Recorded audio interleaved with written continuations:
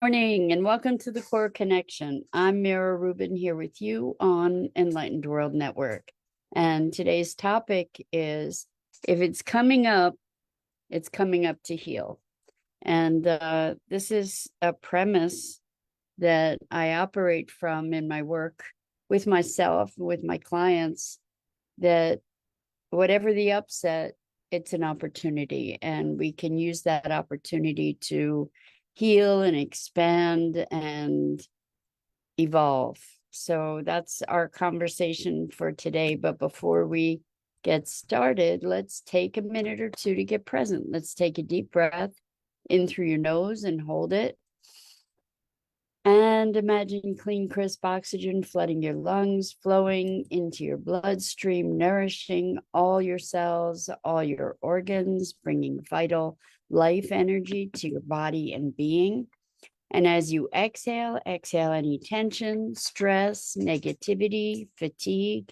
And now let's take another deep breath in through your nose and hold it.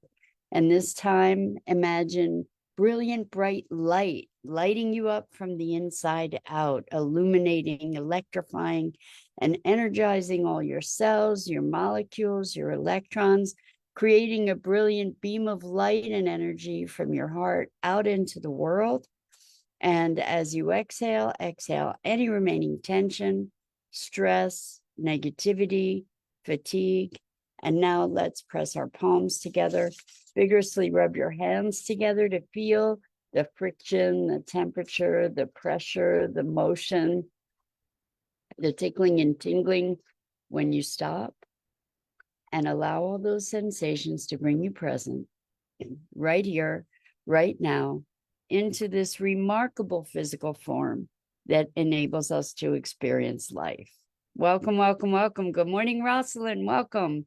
So good to start the day with you and with everybody else who's joining us. So we're talking about if it's coming up to heal.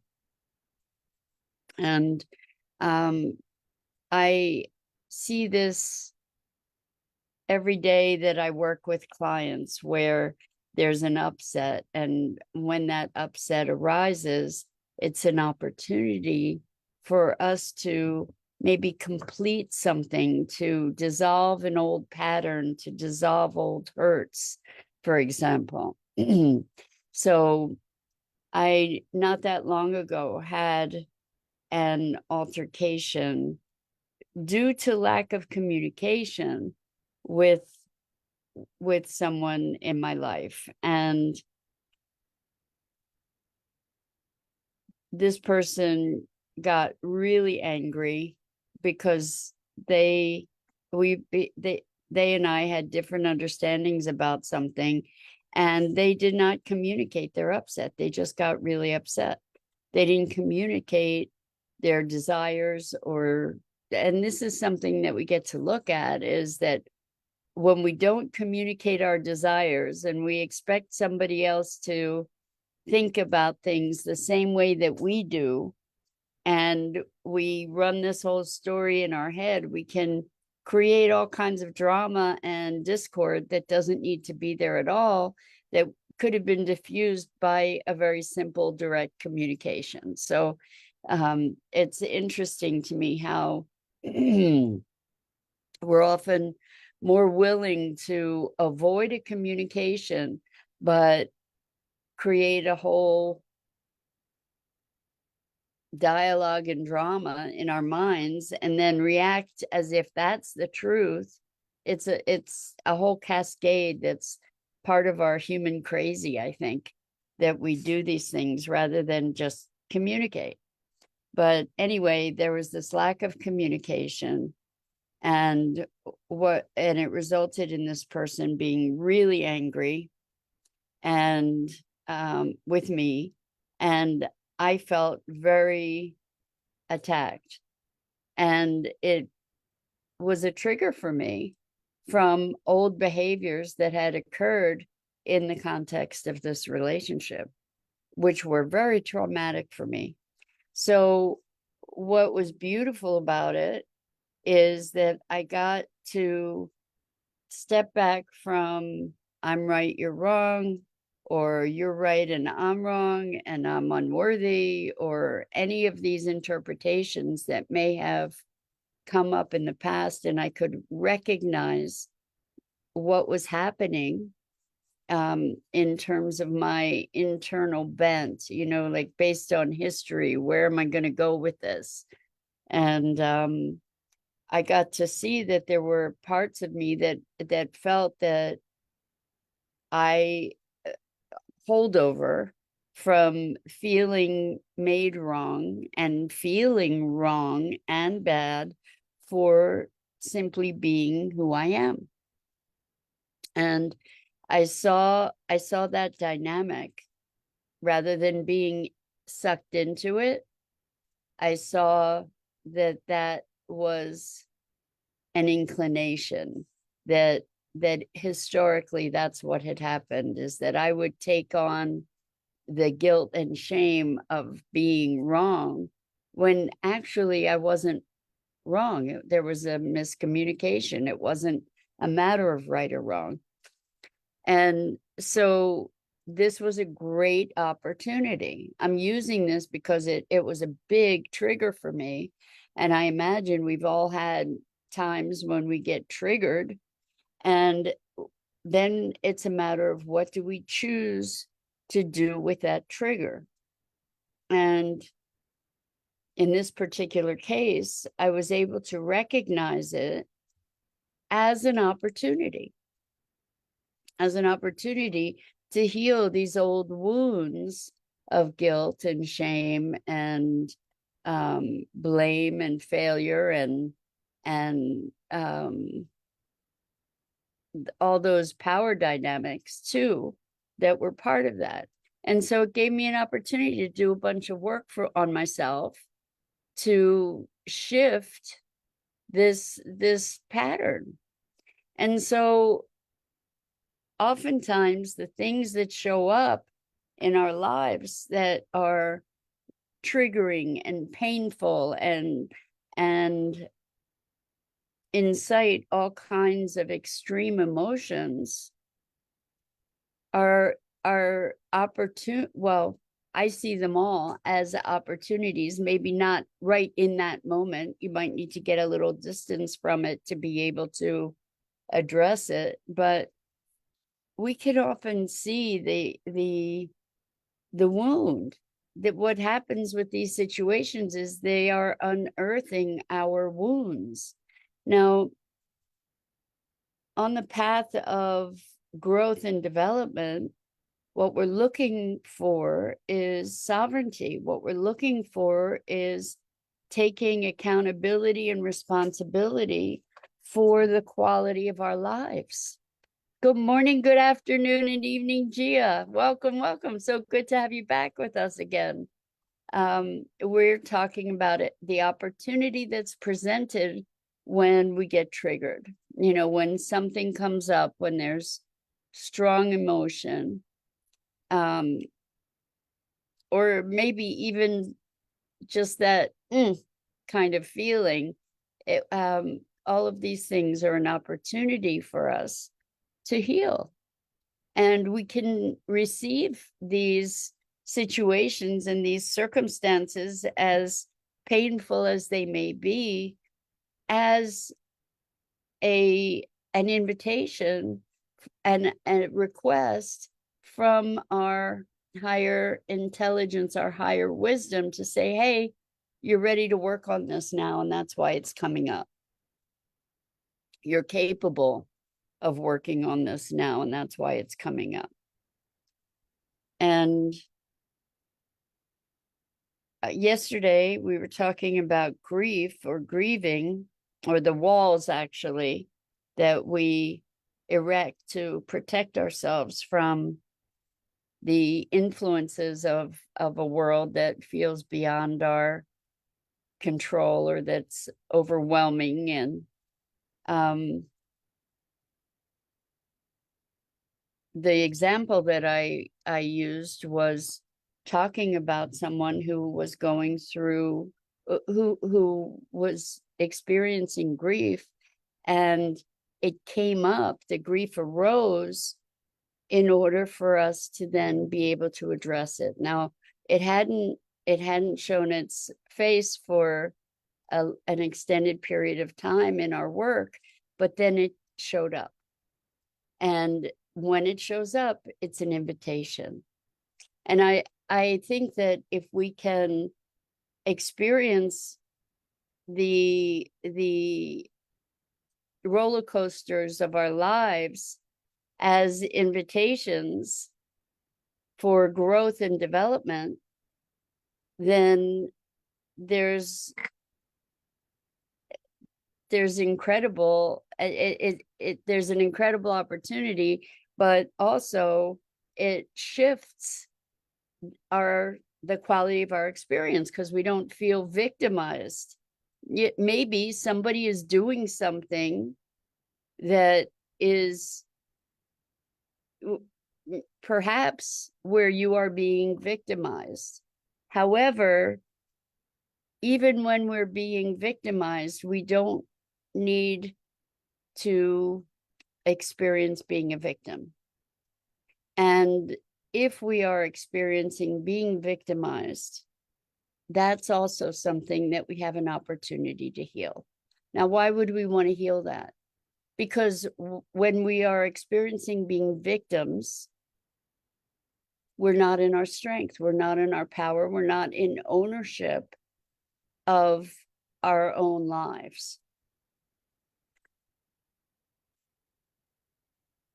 Just because someone is treating you badly doesn't mean you have to be a victim, that you have to step into the role of victim. And so in this particular situation,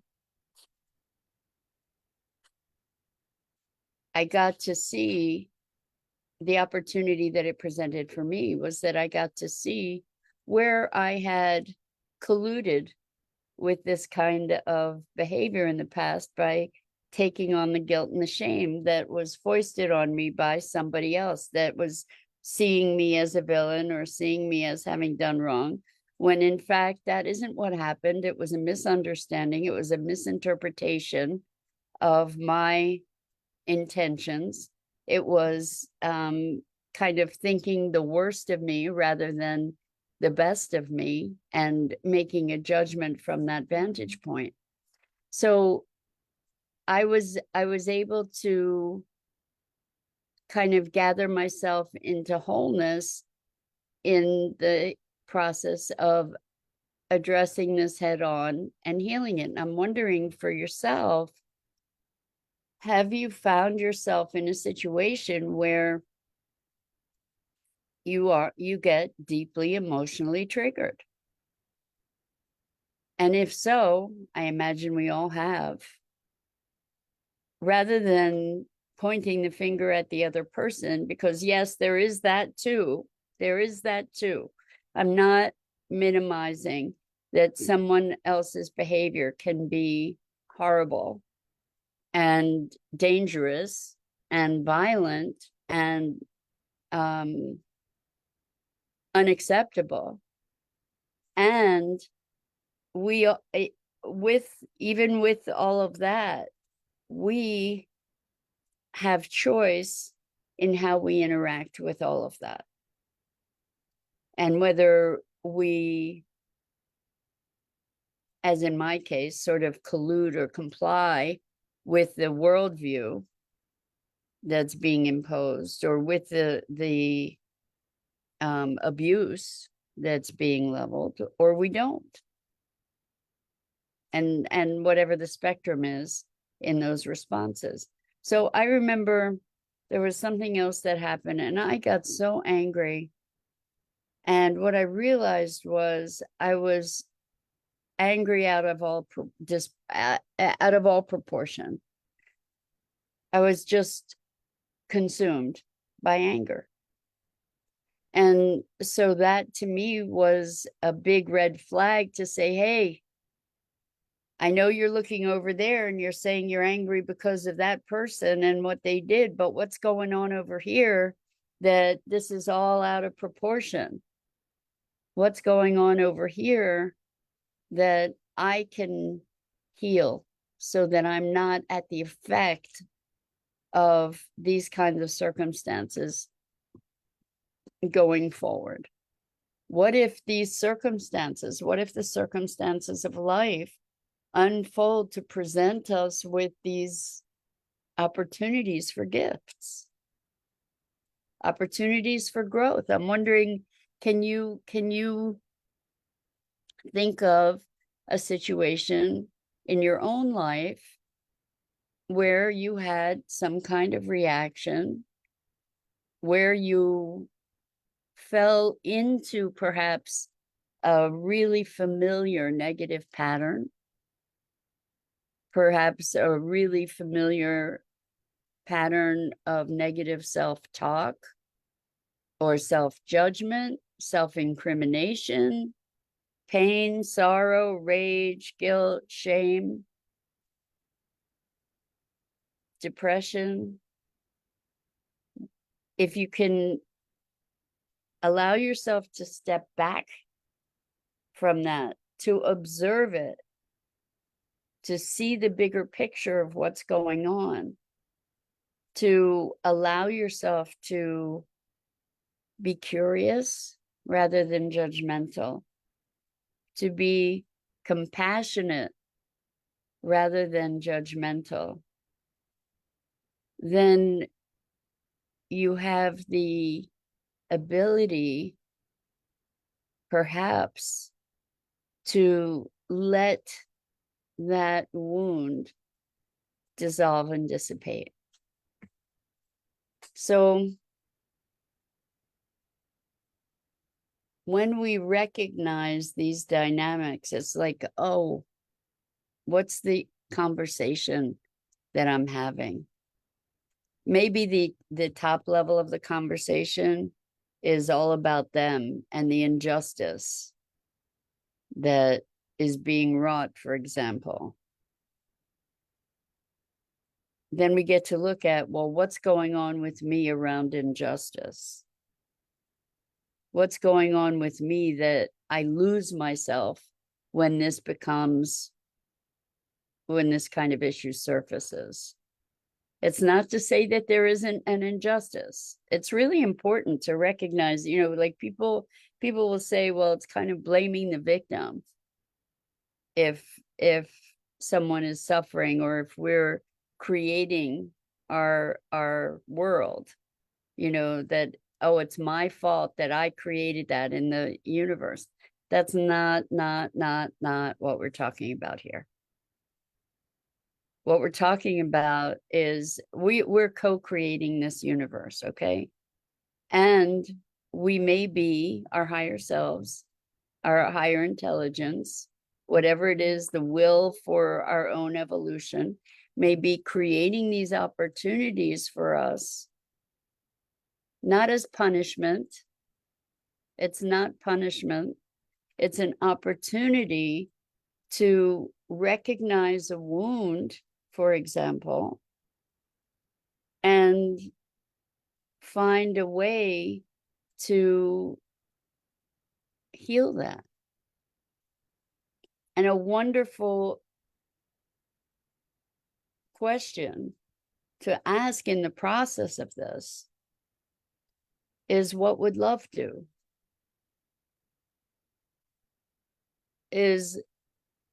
What would love do? So in this, Gia says, I'm loving the conversation, Mira, Rubin. It's like getting into guilt-free healing process. Yes. Thank you for that insight, Gia. Exactly. So what happens is we create guilt and shame and judgment, and oftentimes we're beating ourselves up for being beaten up. How crazy is that, right? Why would you kick somebody who's down, right? And that's what we tend to do for ourselves. Maybe I'm feeling vulnerable or weak or sad, and then I beat myself up for that. It's not about that. It's about, let's use this as an opportunity. Let's address this with curiosity and compassion. And when we address these things with curiosity and compassion, it is guilt-free healing. You know, the guilt is a patterned judgment that we're taught in our cultures in so many ways. You know, if you do something wrong, you're wrong and bad in your being, in your essence, and you should feel bad. That's what we're taught. Good morning, Sue. Welcome. So good to have you joining us this morning. We're talking about if it's coming up to heal. And that all these things that happen in our lives, altercations, upsets, that there's an opportunity within that to make ourselves or to move ourselves into greater wholeness. And again, please be clear, I'm not saying that absolves the other person of their behavior, for example. But so in my situation, I was telling you that this person got really angry. I did a bunch of work on myself, and I did Ho'oponopono. Ho'oponopono is such powerful magic. It's very simple. It's, I love you. No, I'm sorry. Please forgive me. I love you. Thank you. And the idea here is, I'm sorry for whatever my part in this is. As I'm able to experience that other person's vantage point, I could see, you know, this was a miscommunication. So I could see, based on the communication that got communicated through this anger and rage, whatever, I could see that there were valid things to that person's point of view. So I'm sorry. Please forgive me for my role in this. I love you. Thank you. And that's experiencing gratitude. So Gia says, I'm sorry, please forgive me. Thank you. I love you. It's such a powerful cleansing tool. It can heal you deep, deep emotionally. 100%, Gia. And it's allowing us also to take responsibility. And so I did work on myself. I did Ho'oponopono. And I have to tell you, it was the most bizarre thing. Seriously bizarre. My next encounter with that person, which I had some trepidation about, it was as if nothing had ever happened. It was bizarre. No conversation about it, no acknowledgement of it, no nothing. Jovial, friendly, warm, crazy. So that's kind of the magic of Ho'oponopono. Sue says Ho'oponopono is so helpful. I'm sorry, please forgive me. I love you. Thank you. Yes, it's super powerful.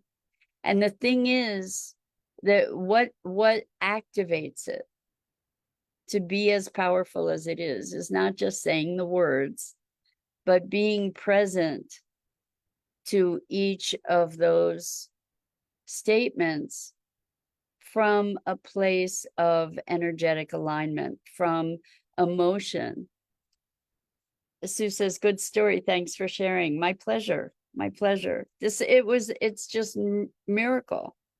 I remember years and years ago, my dad and I had a fight, and both of us were so stubborn.